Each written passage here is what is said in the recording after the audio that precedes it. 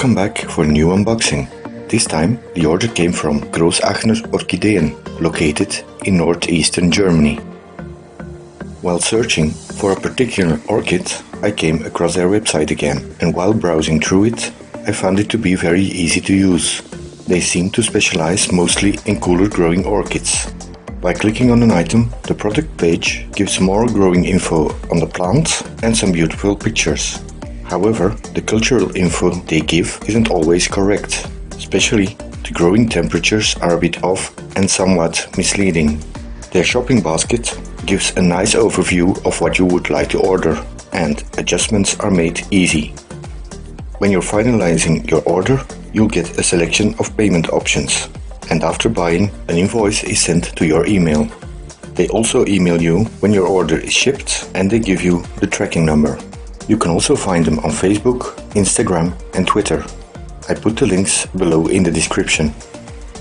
Here are some pictures I found on Google Maps of the nursery.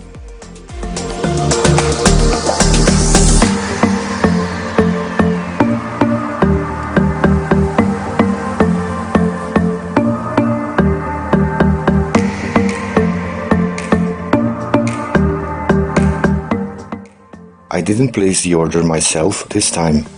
A few weeks ago, me and my friends were talking about orchids. It mainly was a conversation on which ones were on our wish list. And in the end they said, let us know what you are going to order and we'll put an extra in for your coming birthday.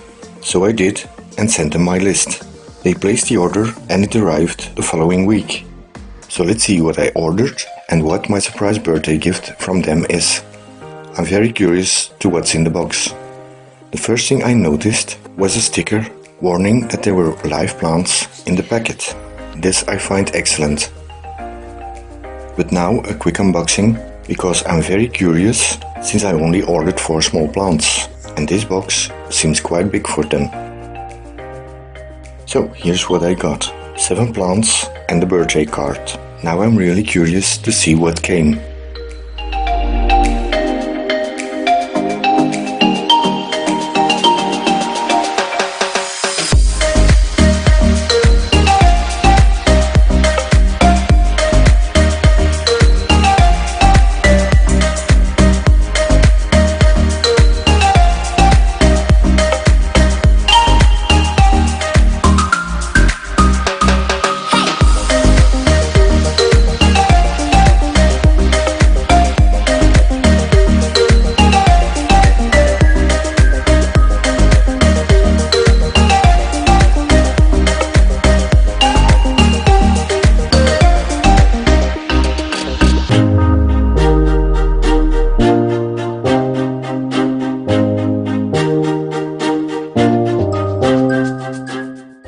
All plants are very well and carefully packed.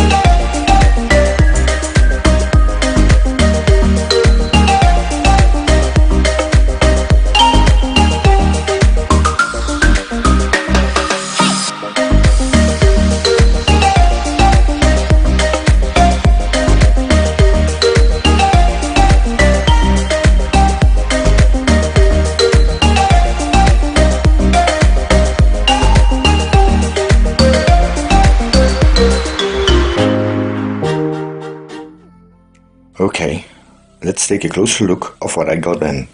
First, the 4 orchids I ordered. Inspired by Lynn Smith, I decided to get my first ever Dracula. This one should tolerate a bit higher temperatures than most of them. It's also one of the smaller Dracula species that is found growing in southern Peru. It was quite expensive, but it's a nicely established plant of a good size.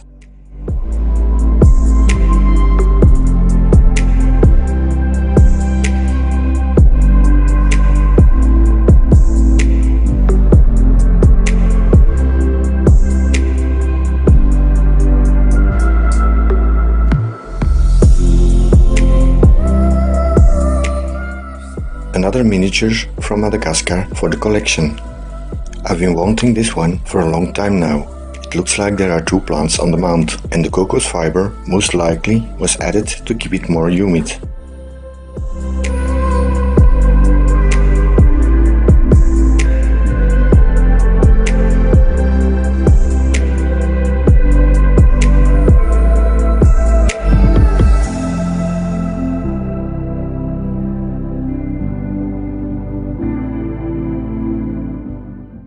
Another miniature. This one grows in Central Africa in nature. It also looks well established on its tiny mound. A nice plant.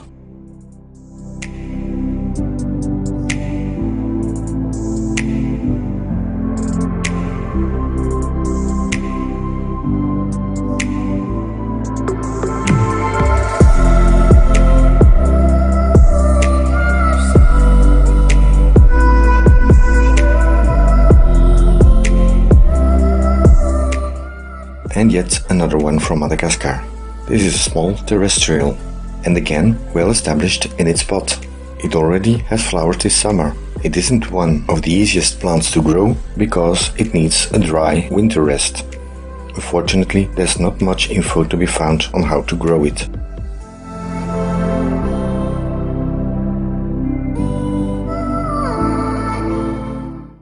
And now the three birthday plants.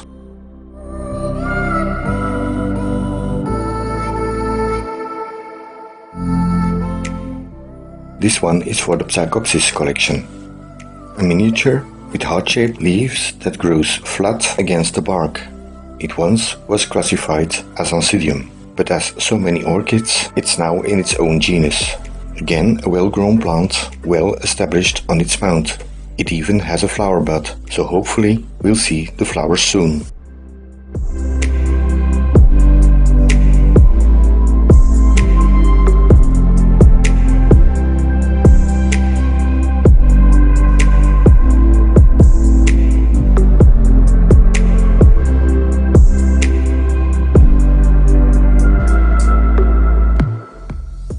Miltonia, a genus I never considered to be in my collection.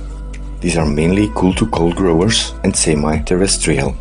This one, however, is an intermediate to warm grower. It's an epiphyte and the growth habit is more like Oncidium's, growing in bulbous clusters. It produces long flower spikes of over 1 meter in length, and the flowers are fragrant.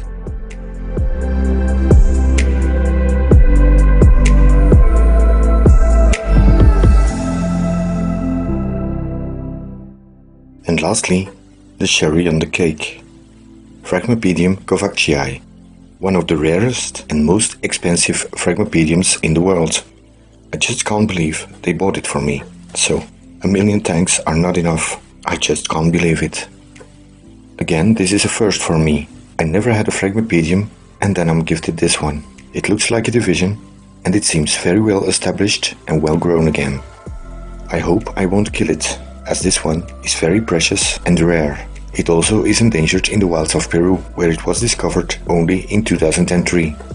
This certainly wasn't taken from the wild, since all European grown plants were originally seed grown in nurseries in Peru. I just can't believe my eyes. Thank you, thank you, thank you so much for this very special gift. The following days I will have to do a lot of research so I can give it the best care I can. While I catch my breath, let's take a very close look at this unusual haul I got again.